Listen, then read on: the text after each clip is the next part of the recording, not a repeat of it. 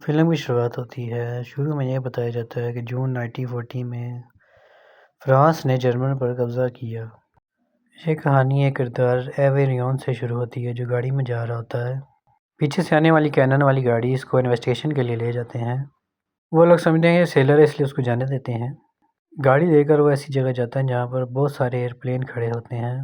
वहाँ उसे एक ऑफिसर आके बताता है कि जंग ख़त्म हो गई है। इंग्लैंड में मरने से बेहतर है कि तुम फ्रांस में मरो। पास खड़े जर्मन ऑफिसर पायलट ऑफिसर से बात कर रहे होते हैं।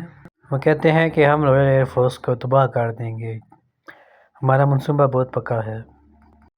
पायलट उसको रोकने की कोशिश करते हैं लेकिन एवन उस जहाज़ को ले जाता है। उसके बाद जहाँ एयर अटैक हो रहे होते हैं वहाँ की वो जगह दिखाई जाती है। ये फ़ौरन स्काई के लिए जान लड़ रहे होते हैं और ये एयर स्काई के पायलट होते हैं। एवन के पहुंचने पर उसके साथी उसको बताते हैं कि हमने जंग को जारी रखा हुआ है। जस्ट आज the well we kept the war. एवन कहता है कि तुम मेरे बगैर ये ख़त्म नहीं कर सकते। अगले सीन में चीफ मार्शल उनको बताता है कि हम बॉम्बर्स नहीं बल्कि फ़ाइटर हैं। सीज़ की लाभ की रॉयल का तजर्बा है और बहुत से जर्मन को हमने बॉम्ब से उड़ाया है। अगले सीन में दिखाया जाता है कि एक राफ्ट क्रैन का पायलट ये जहाज़ में बैठा होता है। अपने फ्लाइट के दौरान वो अपने 5 इंस्ट्रक्शन के दौरान कंटेक्ट में रहता है और एक लेडी की तस्वीर देखता है। मुसलसल फायरिंग के बाद वो अपने राइट साइड के एक जहाज़ को गिरा देता है जो कि बहुत ही जज्बाती काम होता है। एक ऑफिस में एक मीलो ऑफिसर को दिखाया जाता है जो आपस में लगे होते हैं जो बाद में बाहर आ जाते हैं।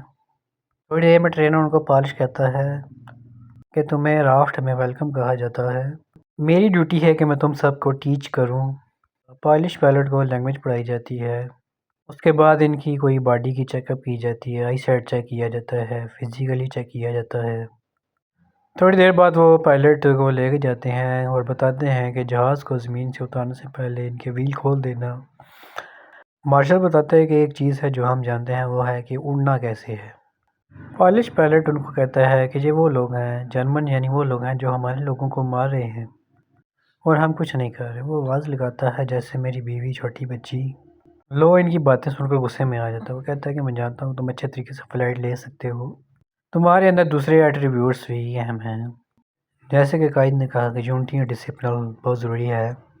ये कहकर मिलो ऑफिस में चला जाता है। ऑफिस जाके ऑफिसर को कहता है कि इनके कुछ इशू आ रहे हैं जैसे कि ऑर्डिनेंस डिसिप्लिन वगैरह में इशू आ रहे हैं।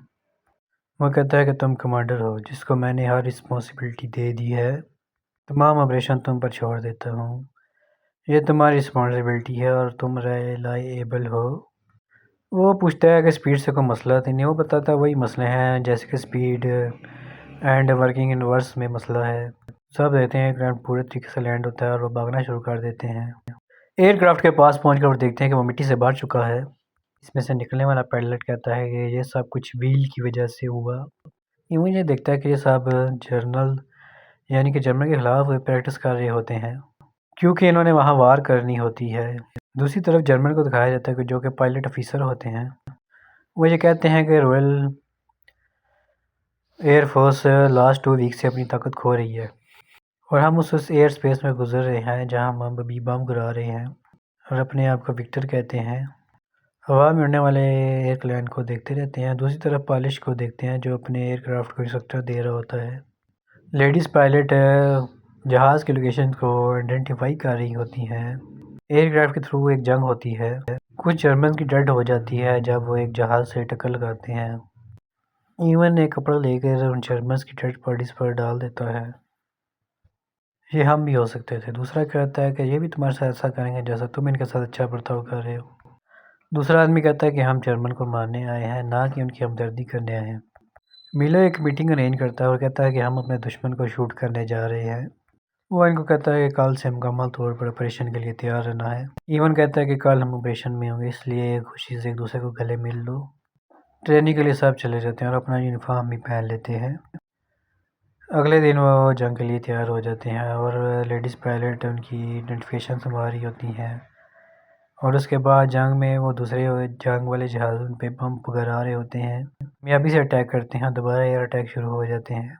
इस लड़ाई में जो रॉयल का एयरक्राफ्ट होता है वो जर्मन के एक जहाज़ को मार कराता है दूसरी तरफ मीलो ईवन को कहता है कि तुम जानते हो कि मैं बेस्ट हूँ।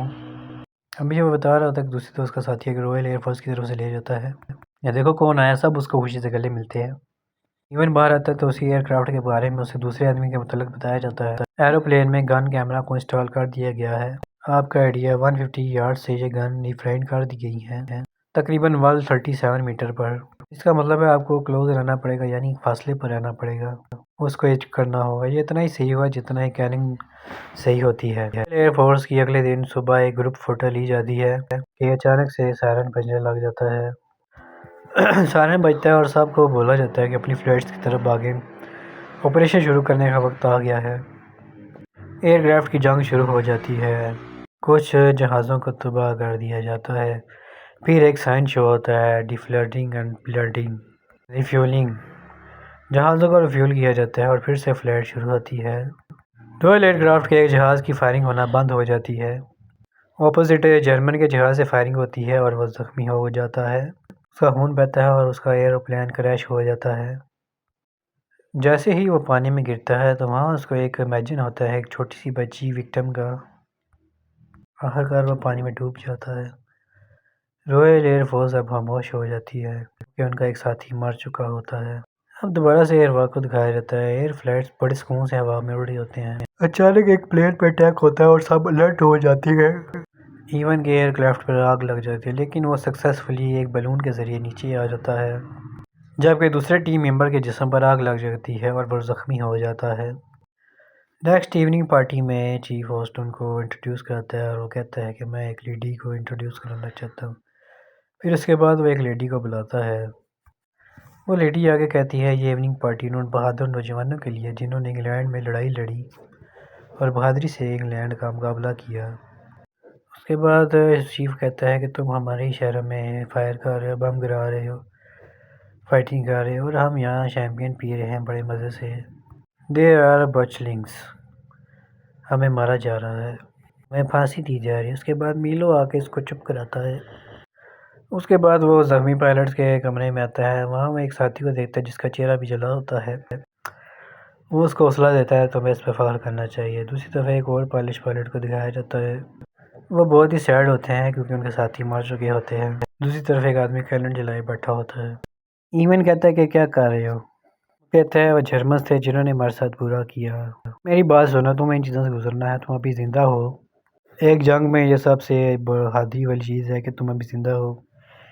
एक्चुअली वो उसकी हौसला अफजाई कर रहा होता है। इसके बाद सब फ्लाइट वाले ऑपरेशन पर चले जाते हैं।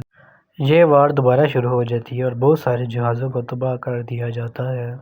अब एक रॉयल एयरफोर्स को उसके जहन में कुछ मेमोरी उसको याद आती हैं, जैसा कि एक फायरिंग से एक बूढ़े आदमी को मार दिया जाता है। अभी वो ये सोच रहा होता है कि उस पर फायरिंग हो जाती है।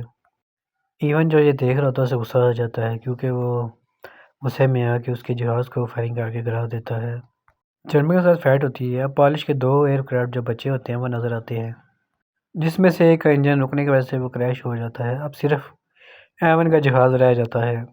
अब सिर्फ एवन का अकेला ही फ्लाइट होती है जो बच जाती है। अब सारे परेशान हो जाते हैं, क्या बनेगा। एवन के एयरक्राफ्ट जो ज़ख्मी हालत में ज़मीन पर गिरता है वो जहाज़ से बाहर निकलता है, पास खड़े एक एयरक्राफ्ट के पास जाता है और देखता है कि इसके इसके पार्टनर की डेथ हो गई है। वो दुख में होता है। इसके बाद एक सेक्शनल लीडर उनको कहता है कि ये बहुत एक स्पेशल वर्क था, बहुत ज़्यादा फ़ख्र महसूस करते हैं, लेकिन इन्होंने काम जारी रखा। शुक्रगुजारी के मुस्तहिक हैं। ये कहकर और ऑफिसर चले जाते हैं। नेक्स्ट सीन में 40 का टाइम दिखाया जाता है जो कि लंदन का टाइम होता है। ईवन के जहाज़ को उड़ते हुए दिखाया जाता है और ये भी दिखाया जाता है कि शायद 3 दिन में वो ये मुल्क छोड़ के चले जाएंगे। बरतानिया में सबसे ज़्यादा स्कोर करने वाले स्कॉटलैंड के जहाज़ वाले थे। पॉलिश पायलट जिन्होंने बरतानिया की जंग में हिस्सा लिया, इन्होंने 203 हथियारों को गिरा दिया और रॉयल एयर फोर्स के स्टूडेंट को कंसंट्रेट किया।